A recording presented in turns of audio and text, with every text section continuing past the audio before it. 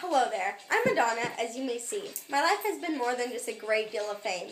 Like every one of you, I have a life that involves ups and downs, sometimes leaving me to wonder what life really has in store for me.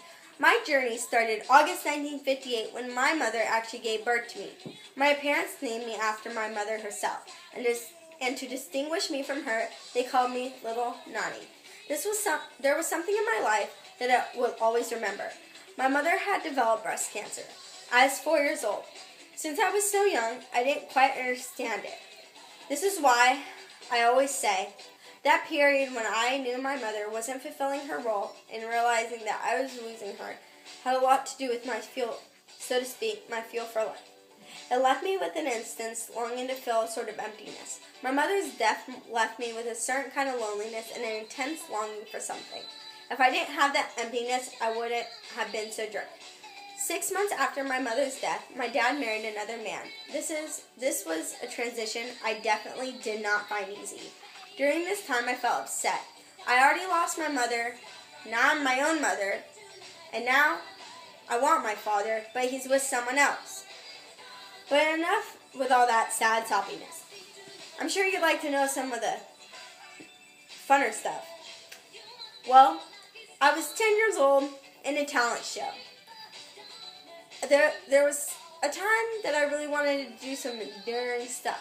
So, I went up on stage, did a go-go dance routine, in just a bikini and body paint. And let me tell you something, I kind of looked a little naked. But that night was one time a year to show them who I really was and what I really could be. Even though I did a lot of crazy stuff, I still got straight A's. I got involved in many school activities and also attended church. I guess you could say I have a good bad girl image, a proper Catholic girlhood with a furious rebellion. During high school, I was on the cheerleading squad in the French club and sang in the school choir. I was part of the drama club as well. I love to dance, and that's why in high school I stepped into pursuit of dance, enrolling in a ballet school in Detroit. My teacher was Christopher Flynn. I will never forget the things he taught me.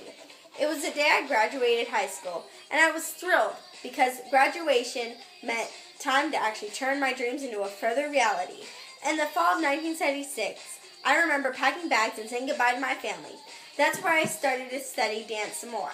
I still stood apart from all the other dancers. All I can say is I was real ham. I did everything I could to get attention and be opposite everyone else. Instead of wearing normal tights, I ripped mine. There just wasn't something right about the school though. So I dropped out, took Christopher Flynn's advice, and went to New York. The only problem was I only had $35 in my pocket, and half of it went to a taxi cab, so most of everything went to squat. I had no real stable place of living there. I went from one friend to another friend's. I even squatted in an abandoned building. I actually felt homeless. I had to scavenge for food in trash cans. Even though all that, I still had some awesome times. This caused me to wish to Paris, France by Win Louis, the Palais Inn. When they offered me to go there, they said they would give me everything I want, and they treat me like a queen. They'd give me a vocal coach and so forth.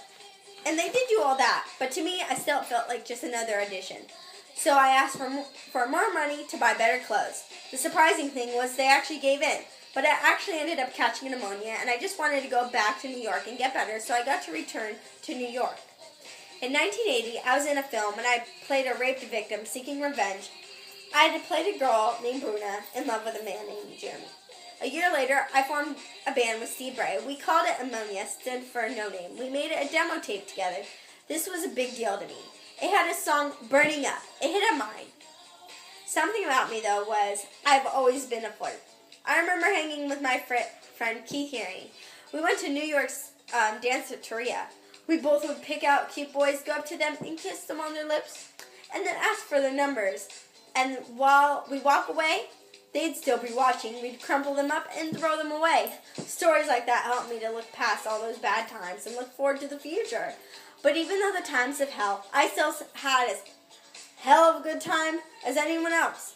I eventually signed a contract with the Warner Brothers, and after I did that, I also wanted to be managed by Freddie DeMann. So I went to his office, just gave it a go, and auditioned on the spot. He even said that I had a social magic many stars didn't have. Mary Carmina, a producer of mine who really helped me with all this, had influenced me to write a song called Lucky Star, just as a tribute for him. That song I will never forget. Such a hit. It became the first 5 straight top 10 hits, yet only other music at this time to complement such a heat was the Beatles. But I knew I could do them better. I knew I would become the most talked about woman in America. I achieved a record later that the Beatles couldn't even match, 15 constructed top 5 singles.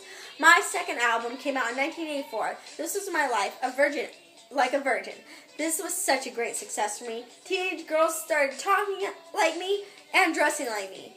My third album came out in 1986, True Blue. This album was different than my other ones. Instead of the solely beat, the delay was on serious issues in my life. One song called Papa Don't Preach. Not only did my music beat and message behind it change, but my hair did too, cropped short. Something I was told was that I was a movie star without a movie. I'm such a movie star that, in fact, I have many years to prove I'm a movie star. MTV and I got along pretty well. I was one of the first musical artists to take full advantage of the media. Something that recently happened in 1990 was my opening day of my tour. It involved crappy weather, but I remember one thing. I came further than just to give it up. I still practiced every word, sang and danced till the doors were open. When I saw the kids in front getting soaked, I knew the decision was made. My brother told me, you overcame rain, a full moon, and a Friday the 13th and put on a great show. In the end, I knew the purpose with all the struggling and those ups and downs helped me to create the moment I'm at today. Thank you.